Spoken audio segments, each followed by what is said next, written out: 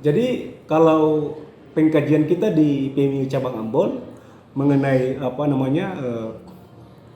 sahabat Abang Ketua HIPMI Maluku ini untuk segera melakukan dugaan pungutan liar ini kan untuk kepentingan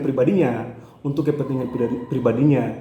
Ini terkait persoalan IMB, izin membangun bangunan di lapak trotoar di Terminal Mardika Kota Ambon, dan ini menyangkut dengan kepentingan pedagang di Pasar Mardika. Harusnya seperti apa menurut Ade?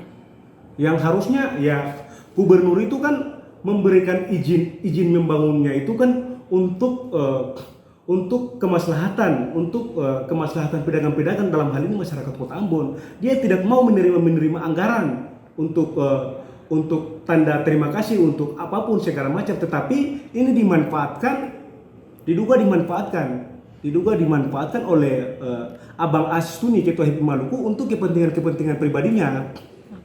Polisi usut tuntas ya? Ya, harusnya polisi mengusut tuntas kasus dugaan pemungutan liar ini yang dilakukan oleh Ketua HIPMI Maluku terhadap Ketua APMA Kota Ambon, sebab ini menyangkut dengan kepentingan pedagang yang ada di Terminal Kota Ambon. Siap. Terima kasih sudah nonton. Jangan lupa like, subscribe, dan share ya.